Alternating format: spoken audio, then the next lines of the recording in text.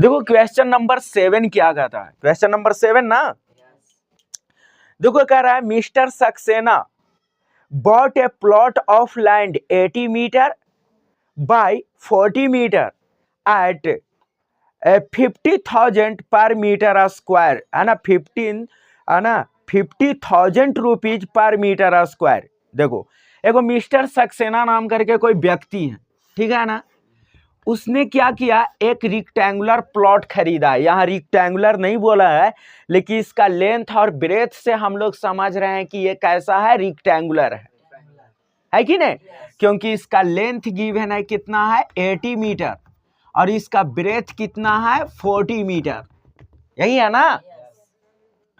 तो मिस्टर सक्सेना ने क्या कहता है कि mister Saxena bought a plot of land, एक जमीन का टुकड़ा खरीदता है, एक लैंड का आना, एक लैंड मतलब जमीन खरीदता है।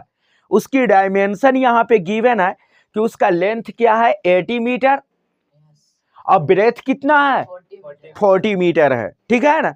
लेकिन वो खरीदा है इसको तो सब है ना, ये स्क्वायर मीटर के एथी से खरीदा है, ठीक है ना। तो वो एक स्क्वायर मीटर का, यानी देखो उसका क्या है, सो देख लो 50,000 रुपीज है, कितना, एक स्क्वायर मीटर का, समझा ना। एक स्क्वायर मीटर जमीन का कीमत कितना है 50,000, यानी 50,000 रुपया कीमत है ना, एक स्क्वायर मीटर जमीन का, समझा। हाँ, इस प्रकार से है। और इतना के डायमेंशन में वो एक लैंड खरीदता है, लेकिन उसकी कीमत है कि भाई एक स्क्वायर मीटर अगर जमीन लेता है तो उसको कितना पे करना पड़ेगा, 50,000 रुपीज, 50,000, ठीक है ना। 50,000 है। कहता how much did the plot cost him, तो उसको कहता है कि वो जो प्लॉट खरीदा उसका पूरा का प्राइस कितना होगा, उसका कॉस्ट कितना होगा, आखिर उसने कितना पे किया होगा, समझ में आया। फिर से समझ लो, मिस्टर सक्सेना ने एक प्लॉट खरीदा, एक लैंड खरीदा, एक जमीन खरीदता है, ठीक है।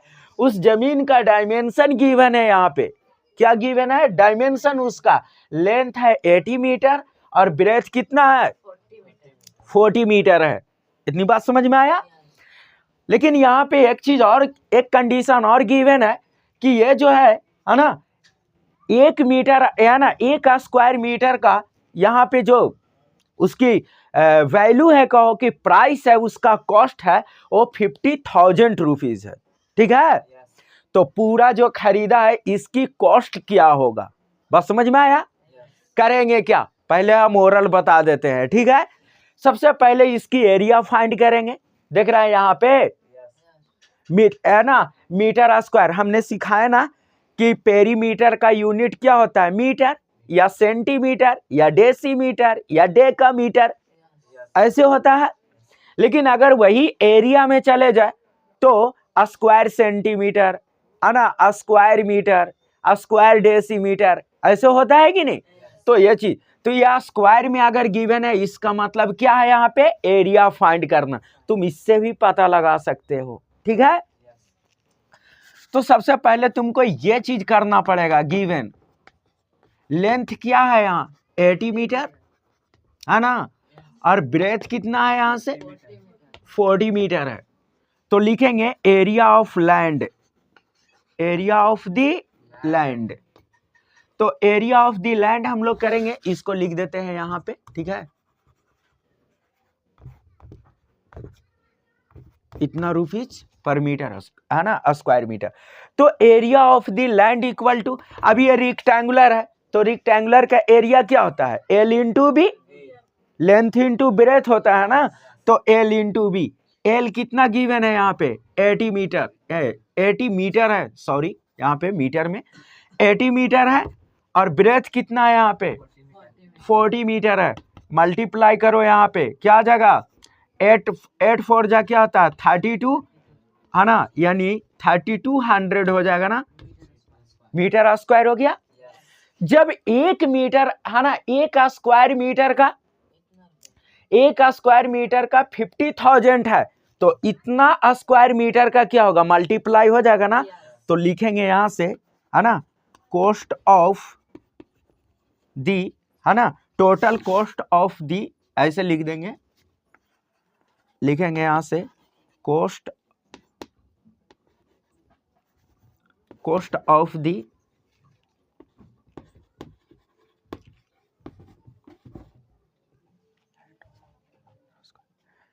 cost of the land of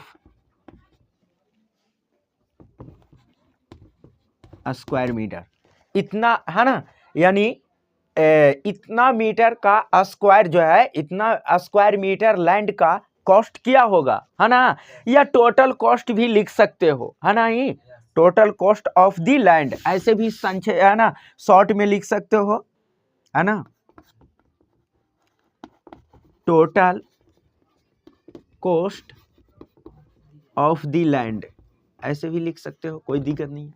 तो एक स्क्वायर मीटर का 50,000 था, तो हमें, है ना, 3200, है ना, स्क्वायर मीटर का कितना ये इसका कॉस्ट हो जाएगा, तो हम लोग क्या कर देंगे, ये दोनों को क्या कर देंगे, मल्टीप्लाई कर देंगे, ठीक है ना, तो 32 इंटू क्या हो जाएगा, यहाँ से 50,000 हो जाएगा,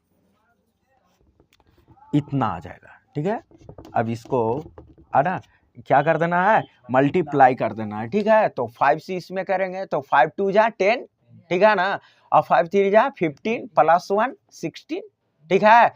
और यहाँ पे इसमें कितना है 4 0 और इसमें 2 0, तो कितना आ जाएगा यहाँ से 6 0, है ना। तो ये तो पहले से था, ये ना हो गया, इतना हो गया, इतना रुपीस हो जाएगा, इसका आंसर हो गया, आया समझ में, चलो ठीक। अब देखो यहां से क्वेश्चन नंबर 11 क्या कहता है, ठीक है। क्वेश्चन नंबर 11 कहता है the figure shown in composed, the figure shown is composed of 2 squares. पहले हम लोग फिगर जो गिवन है वो फिगर को हम लोग ड्रा कर लेते हैं। देखो फिगर कुछ ऐसा है, देख रहे हो ना, ये है और इसके अंदर भी एक स्क्वायर है ना, हाँ देखो ये हो गया। अब इस प्रकार से है, फिर कहता है क्या, the figure shown is composed of 2 squares, 2 square से एक फिगर को कंपोज्ड किया गया, बनाया गया है ना, है। The area of the shaded region is,